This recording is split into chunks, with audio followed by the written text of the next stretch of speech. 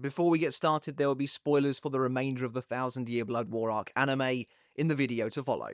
Imagine a world where Kenpachi's Bankai was allowed to run rampant at full power during the Battle of Varvelt, a world where Yachiru didn't release too much of his power at once, and where his body didn't buckle and break under the strain.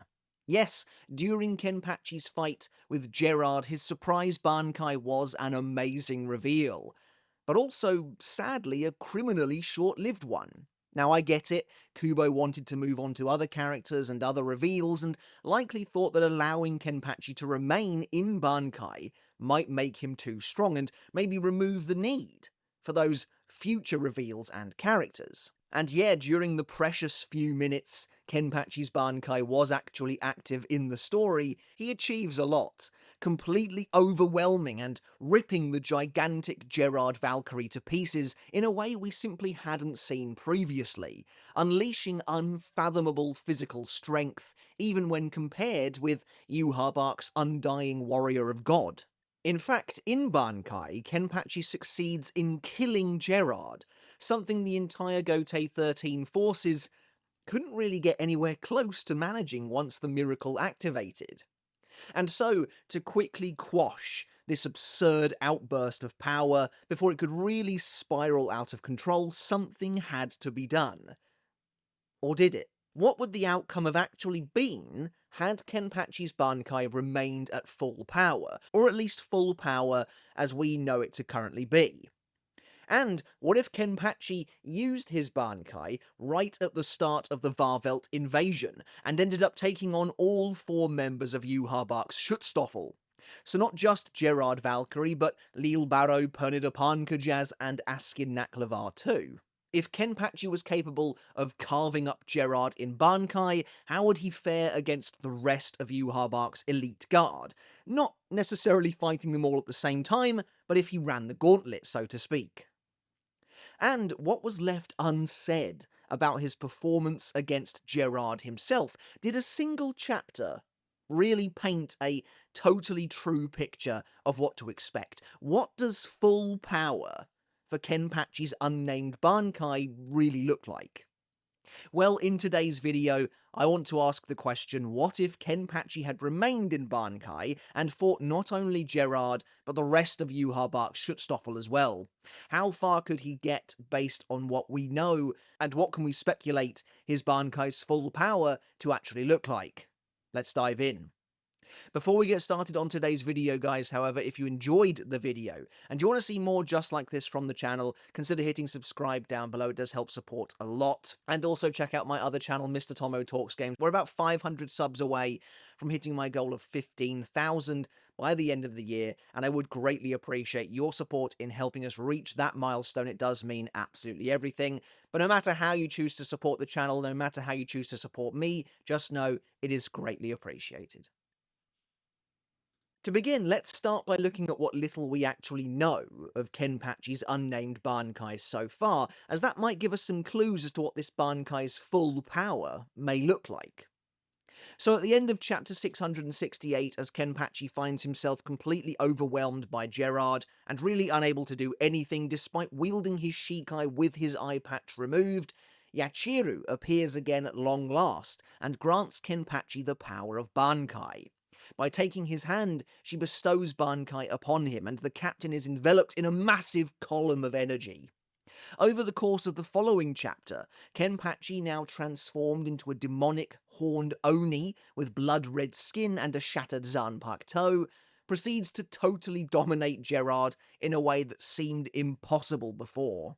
With just his teeth, he tears Gerard's entire arm off and moves at such blistering speed that he beats up and eventually cuts the giant in two, before Gerard even has a chance to regenerate his lost arm fully. So for but a brief flash, we get the chance to see Kenpachi's Bankai in action. Essentially one chapter out of 700 or so, and it's unsurprisingly very impressive. And yet we know all too well that isn't the end of it. In the next chapter, Gerard is revived by the power of the miracle and activates his Volstendish Ashtonig upon his resurrection.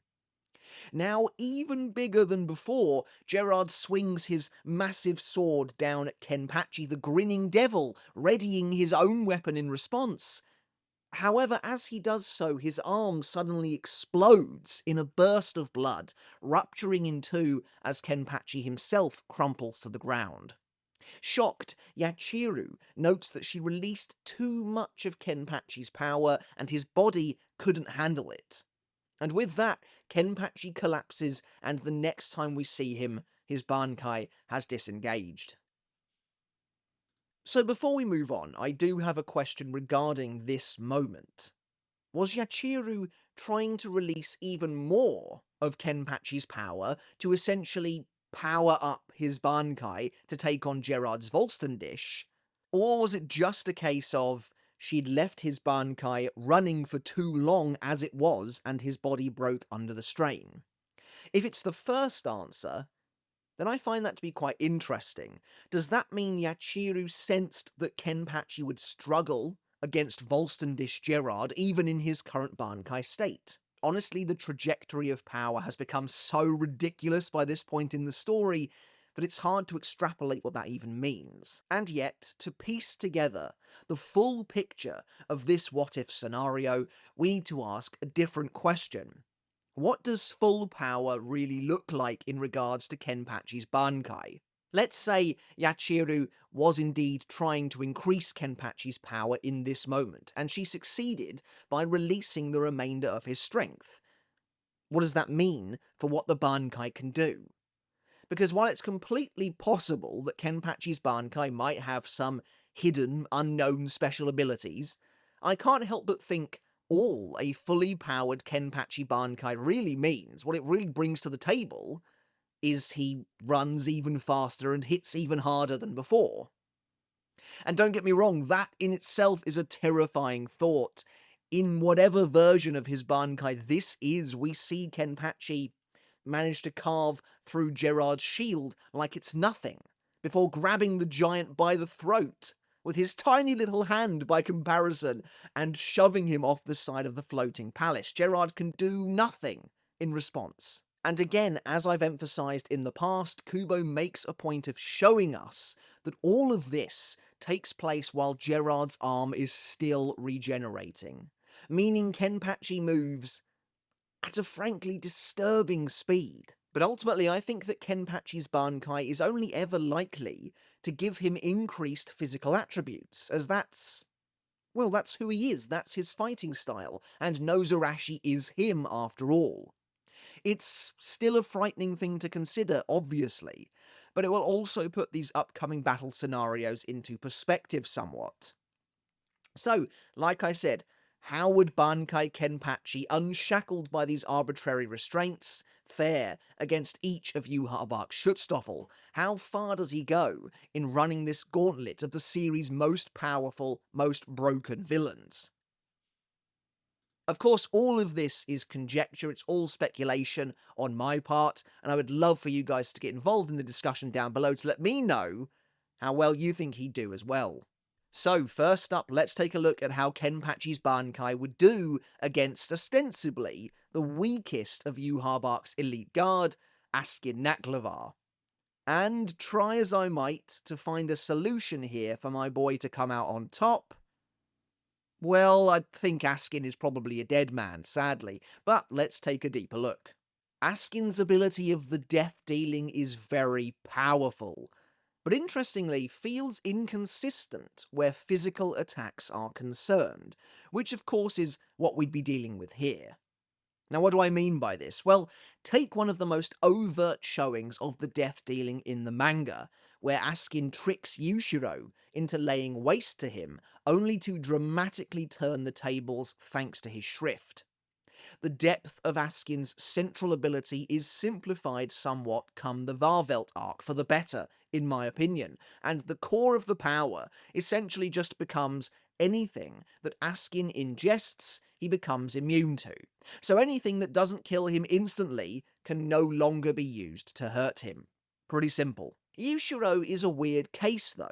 After Askin mocks Yoruichi, Yushiro charges into battle and rapidly beats up the Sternritter before unleashing his explosive Shunko technique Bakuen Muso, enveloping Askin in a towering blast. However, the attack fails to kill Askin, and as a result he becomes totally immune to Yushiro's Shunko, to the point where ingesting more of Yushiro's Reiatsu actually heals his wounds, as he has developed total immunity. And here's where things get odd. Yushiro unleashes his Shunko again, and lands a massive punch in Askin's gut, but the Sternritter is totally unmoved, as if even the physical punch itself failed to make contact. It felt like, since Yushiro's punch was being backed by the force of his Shunko at the time, that the actual punch itself was also totally negated. But the weird thing is, this never happens again. Even if he's protected from his enemy's special powers and Reryoku-based abilities, Askin still gets regularly smacked around. And again, there are some reasons given. When facing Yoruichi's Kokubyo Senbi form, Askin can't protect himself from her strikes because her Reryoku is changing all the time. To cut a long story short, is Askin unmoved by Yushiro's punch simply because Yushiro was actually that much weaker than him, and Askin was playing up how badly he was being beaten initially as part of the deception? It's important to know this because Kenpachi only uses physical attacks, and I have to know whether or not Askin's the death dealing would allow him to be unmoved by them if he manages to survive just one. Honestly, I really don't know. The Yushiro situation is weird. And then I try and think about it a little deeper, and it feels like Askin very rarely gets struck by physical attacks after actually ingesting his target's Reryoku. Regardless, though, like I said, as much as I'd like to find a way for Askin to survive against Kenpachi's Bankai, I just don't think it's happening.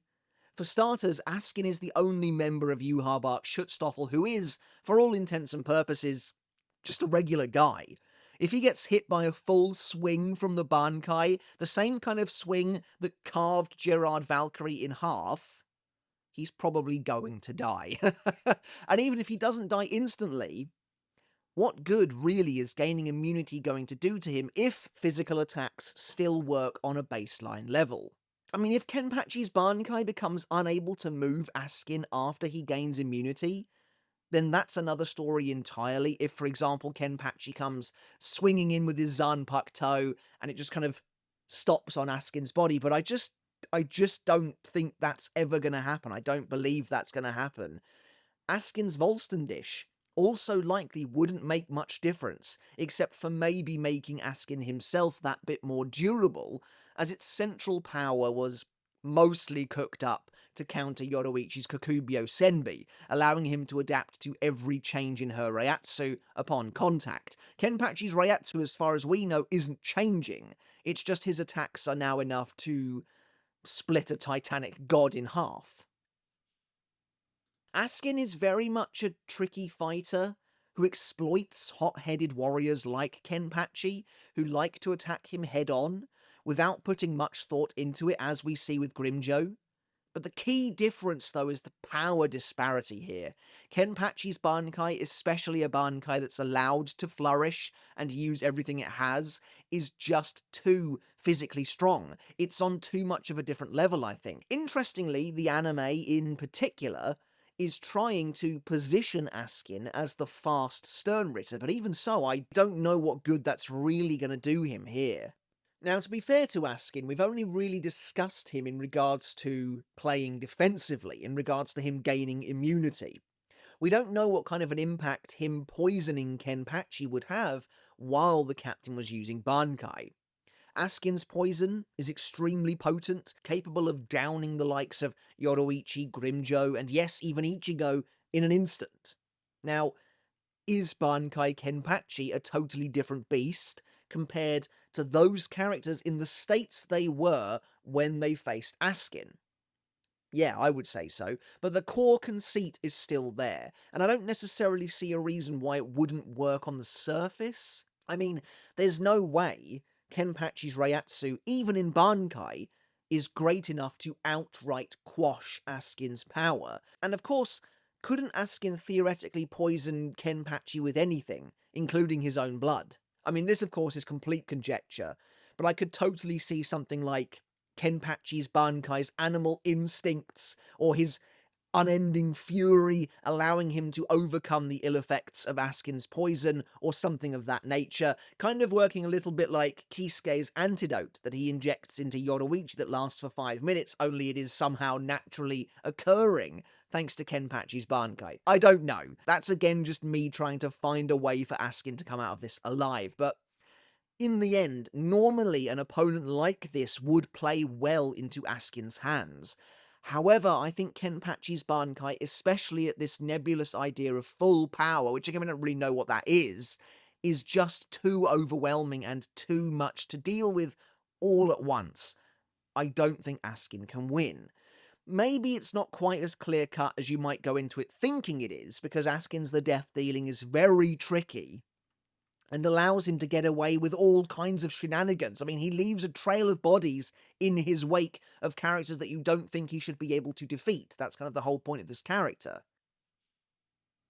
But a fully powered Kenpachi Bankai, I mean, with the best will in the world, that seems impossible for me to imagine. When it comes to Pernida Pankajaz, I think there is slightly less to say, as this is a more straightforward character, as weird as that may sound in regards to a massive sentient arm. But this is still a tough one. This is yet another character for whom Kenpachi is an inherently bad matchup. And in fact, we actually see this play out in the manga. This is a worse matchup for Kenpachi than Askin, in my opinion. When Kenpachi initially faces off with Pernida, he suffers perhaps his most abrupt and devastating defeat in the entire series. Using the compulsory, Pernida destroys Kenpachi's arm and then swiftly takes out both of his legs before almost killing him in the blink of an eye were it not for Mayuri's intervention. So yeah, we've established that again, Kenpachi's attack first, ask questions later approach isn't particularly useful against Pernida. And to be honest, were Kenpachi in his base or even Shikai form, I actually think that yes, he would struggle against both Askin and Pernida, considering how well equipped the two of them are to dealing with him. But again, his Bankai, and a fully powered Bankai at that, honestly does feel like an enormous mountain for these characters to climb. For starters, Kenpachi is moving so quickly at this point that I'm simply not sure Pernida's nerves would even be able to keep up. We see Mayuri is able to mostly circumvent the nerves trying to grab him, so Kenpachi's Bankai would be moving at light speed by comparison. Of course, we've seen that Pernida can cover the ground in its nerves to create a trap for the Shinigami, since they can't make footholds in the air anymore, but that is worthless when Kenpachi is leaping the very height of the Titanic Gerard himself at this point. I kind of wonder what would even happen if one of these nerves got hold of Kenpachi while he was in Bankai. Would Pernida be able to hurt the captain? Or is Kenpachi so physically strong at this point that he would just tear the nerves themselves apart? Don't forget, the physical act of using the compulsory involves Pernida forcing its nerves into its opponents in order to gain control of their bodies, almost like a reverse blue vein. But what if he's unable to do that? What if Kenpachi's Reiatsu is so dense in this form that Pernida is unable to actually use the compulsory at all? Again, I mean, this is all total conjecture on my part, but I could absolutely see Pernida trying to get Kenpachi with its nerves, being unable to penetrate his skin, or maybe Kenpachi just unleashes some terrible roar that somehow repels them. Maybe his sheer Reiatsu sets them alight. To be honest, I don't think the nerves are the biggest player here. The reason Pernida presents such a headache for Kenpachi is different. Things get more interesting once Kenpachi begins slicing and dicing Pernida up close as he swings his shattered sword, carving effortlessly through Pernida's body. Every finger Kenpachi cleaves off is simply going to become another arm, and the same is true for every part of Pernida that is cut away. And considering that's Kenpachi's entire fighting style, I think that could pose a real problem. I could definitely see a scenario where Kenpachi ends up totally surrounded by potentially tens of arms, maybe even more, all looming around him. The question then becomes, well, how does Kenpachi kill Pernida for good?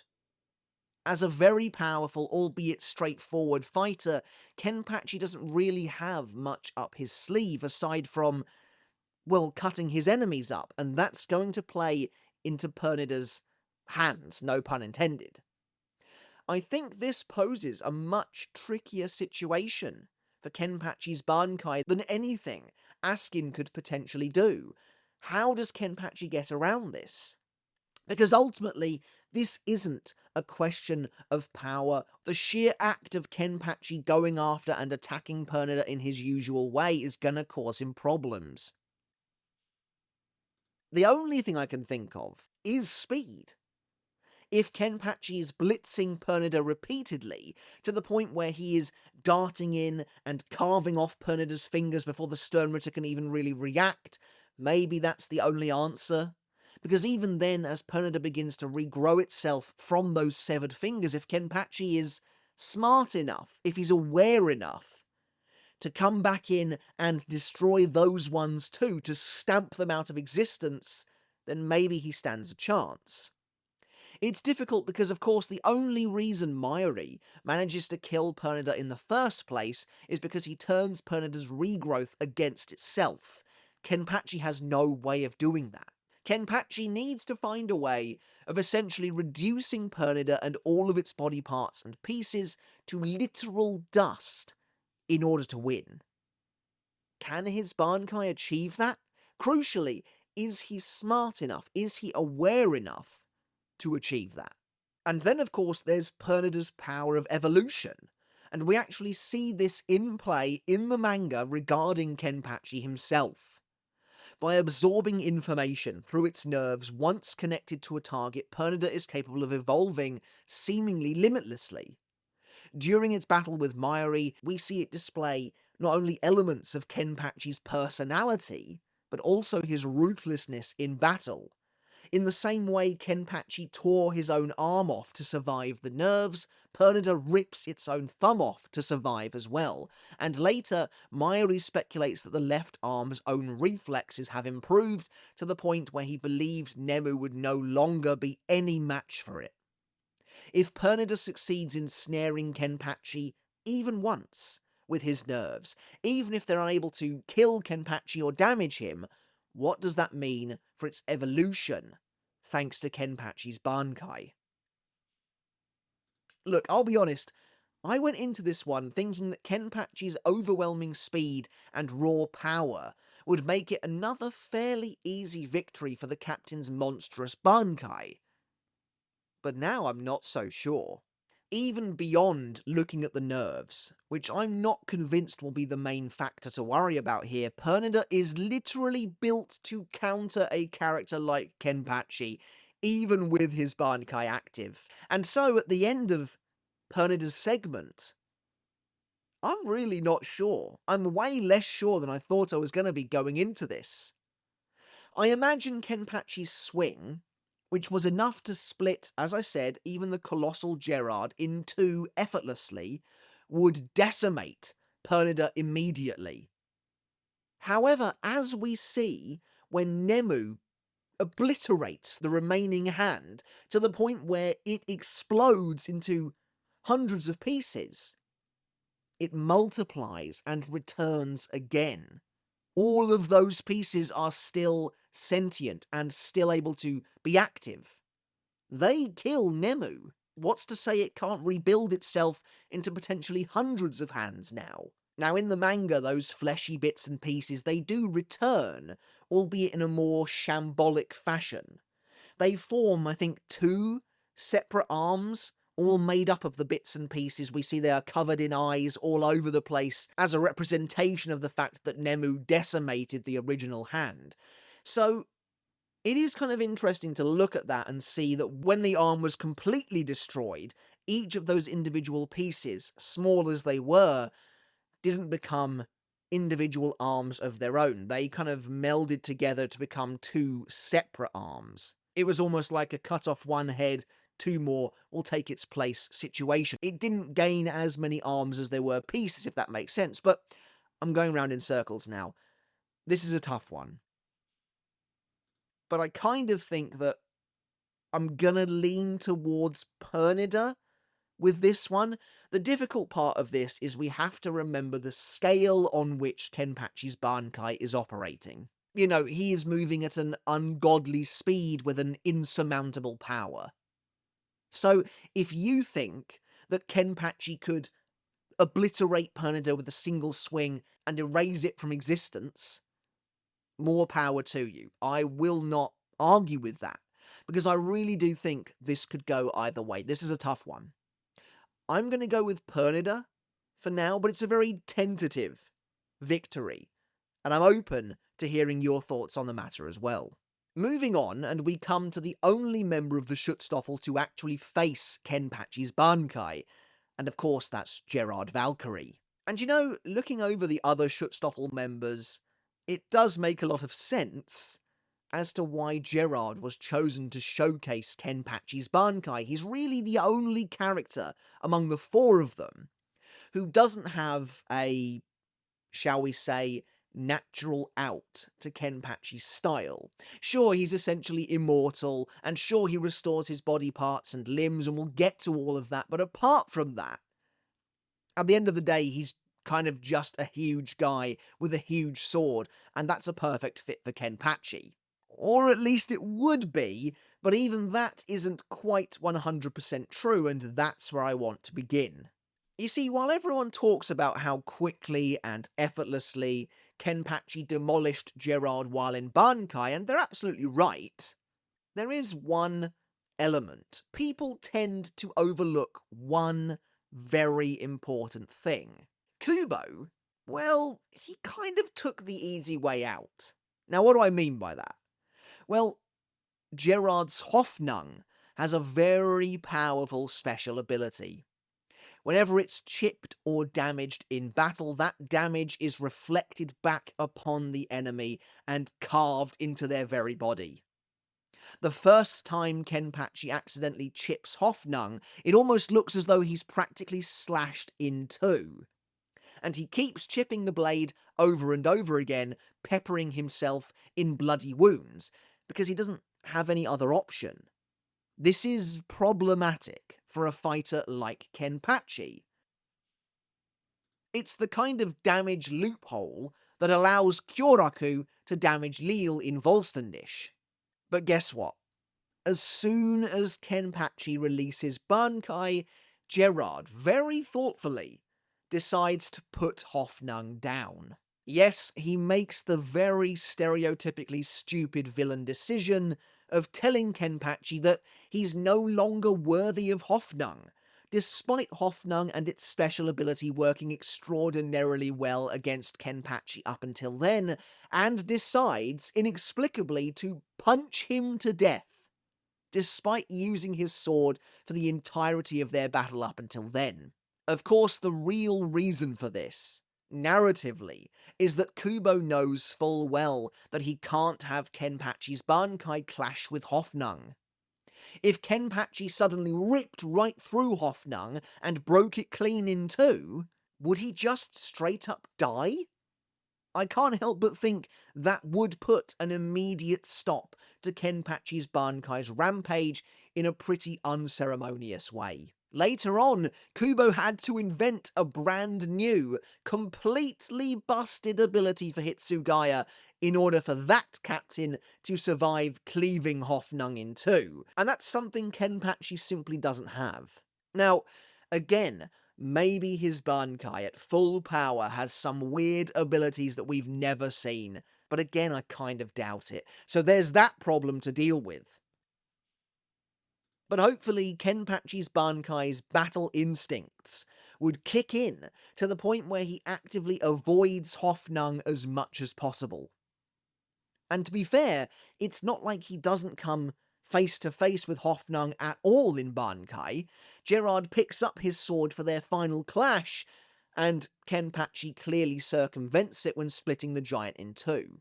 Of course, though, we then go back to Kubo actively avoiding having them clash immediately afterwards when Kenpachi's arm ruptures just as their blades are about to meet, so again, that in itself is pretty telling.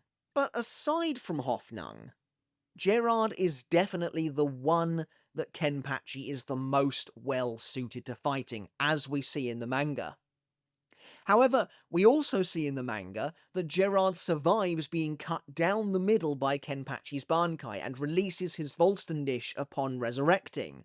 And when the two halves of Gerard's body rise up, we see they are being lifted into the sky by an enormous Quincy cross. And of course, we've discussed this point many times before on the channel, but the cross acts like Gerard's core, as though he is some giant Quincy golem, and is likely a representation, if not a literal manifestation, of the heart of the Soul King that Gerard houses as its vessel, the key to his immortality. As part of an answer given on Club Outside, Kubo confirmed that yes, if the cross is destroyed in battle, then Kenpachi will be killed for good.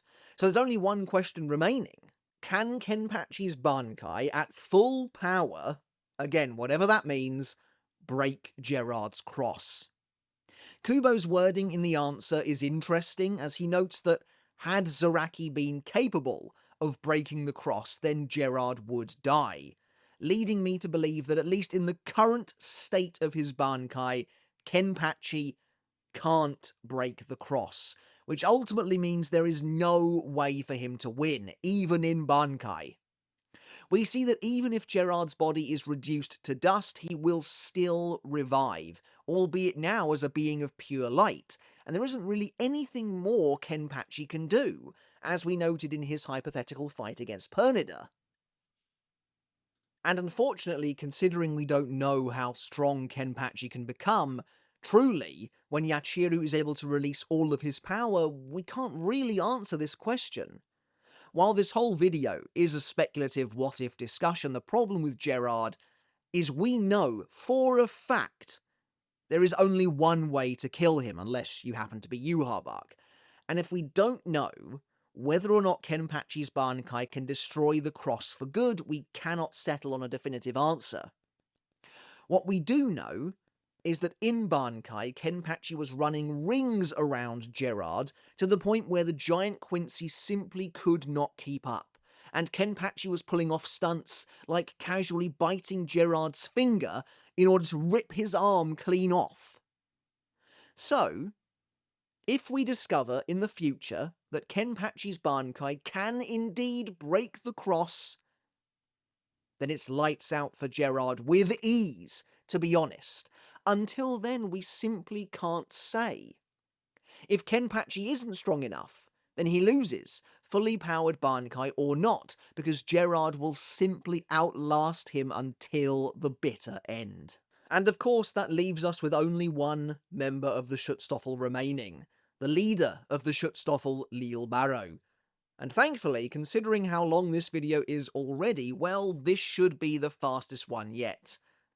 Kenpachi doesn't stand a chance, fully powered Bankai or otherwise, and it's got nothing to do with the strength of Kenpachi's Bankai or anything like that. It simply comes down to the fact that the true power of the X-axis is stupidly broken, and the ultimate counter to a melee fighter like Kenpachi. In fact, it's kind of funny to go through this video, to go through the individual members of the Schutzstaffel and see just how many of them are actually counters to Kenpachi, to fighters like Kenpachi, but it's true. In his base form, Lille is allowed to open his second eye whenever he finds himself in a life-threatening situation, releasing the true power of his Shrift for just a moment. I guess if Kenpachi was maybe already in Bankai and moved so fast that Lille couldn't even open his eye, that would be literally the only way for Kenpachi to win. Though Lille is no slouch in this department either. In his base form, he successfully dodged Kageoni, the first person to ever do so according to Kyoraku. And ultimately that just isn't a realistic outcome.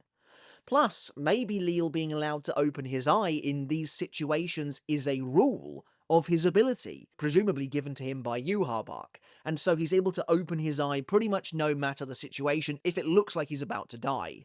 In fact, I think that's probably the case, right? I mean, Kyoraku quite literally instantaneously teleports behind Lille.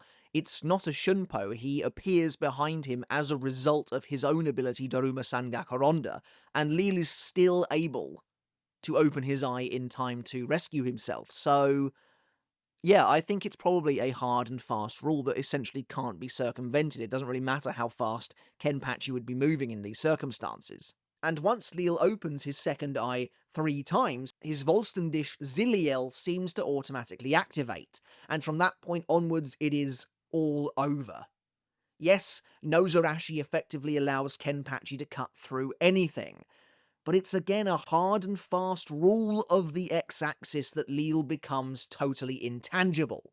In the same way his attacks penetrate his enemies, so too do their attacks pass through him, and we see that he is immune to essentially everything. No ifs, no buts, from physical strikes to Kido ones.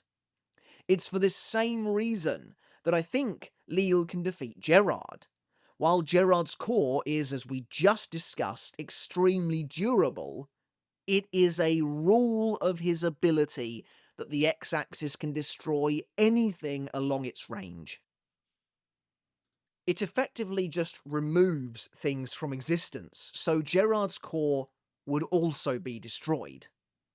The only reason Lille is backed into transforming into his second form by Kyoraku in the first place is because Kyoraku's Bankai is also extraordinarily broken, and kind of acts, as I mentioned earlier, as a loophole that gets around Lille's intangibility. Lille isn't damaged by Kyoraku's weapon per se, he's damaged by the fact that he inflicted damage upon Kyoraku as per the rules of the first act of Katen Kyokotsu Karamatsu Shinju, which then opens him up to being affected by the rest of the Bankai.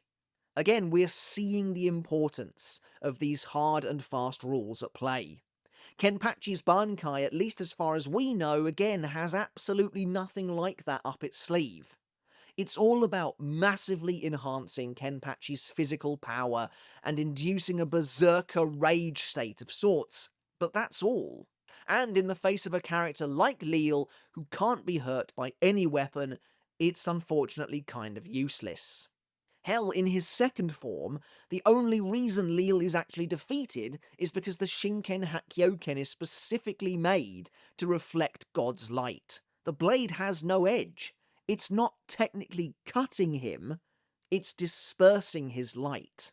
Lille's whole body is made of light in this form, so when the Nal, for example, cleaves through his arm, she isn't technically cutting him, she's using the mirrored blade to push his light aside, essentially. Again, this is just further proof that Lille simply cannot be defeated by any ordinary weapon, no matter how devastatingly powerful it may be. And sooner rather than later, Kenpachi is going to get shot. One of those beams is eventually going to make contact, especially if Kenpachi continues to not really retain his conscious mind in Bankai. The moment he rushes in and gets sniped after not being able to land a hit on Lille, it is the beginning of the end, even if he doesn't go down immediately. And so for our final matchup, I think this is maybe the clearest cut one yet. It is pretty obvious that Lille walks away as the winner, because nothing but the Shinken Hakkyoken could have taken him down. And so that's it for our latest What If video. And actually, when faced with Yhwach's Schutzstaffel, I don't think Kenpachi's Bankai manages to do all that well. And of course, we're trying to take his full power into account, but to give him some credit and leeway, we don't really know what that means. Considering the Schutzstaffel are perhaps some of the series' most broken characters, it was always going to be a bit of a difficult ask. I think Kenpachi manages to get through the likes of Askin with little to no problem. Pernida, I think does defeat him, though I was very unsure about that one, but the more I thought about it, the more it seemed like Kenpachi was such a bad matchup. Pernida was literally built to defeat characters like this that I don't think Kenpachi can take it. When it comes to Gerard, that's almost entirely down to a coin toss. Can Kenpachi's Bankai destroy the giant Sternritter's core? If it can, he wins pretty much no problem. If he can't, he loses. And then finally, I just don't think Kenpachi can defeat Lille, Bankai, or otherwise. Alright, but that's it for today's video, guys. As always, thank you so very much for watching. I hope you enjoyed it, and I hope you took something of value away from it as well. Do please let me know your thoughts down in the comments below. How does Kenpachi's Bankai fully powered, whatever that means, whatever you think that means, stack up to each of Yhwach's individual Schutzstaffel members? I'd love to get your thoughts down below. Do you think I'm right on the money with my thoughts of how these matchups may go, or am I totally off base? Let me know down below. I'd love to read your comments. Once again, thank you so very much for watching. If you want to continue to support the channel, consider hitting subscribe down below, as it does help out in a massive way. And check out my other channel, Mr. Tomo Talks Games, as well. Consider hitting subscribe over there to help us reach 15,000 by the end of the year. I really would appreciate it. And as always, an enormous thank you and a massive shout out goes out to everyone supporting me over on Patreon. I really do appreciate each and every one of you so very much. Your support does mean the absolute world, and it is helping the channel to continue to run, basically. It does make a massive difference. You have no idea, but know that it does mean absolutely everything, so thank you all so very much. Alright everyone, until next time, I'll catch you later, and I'll see you then.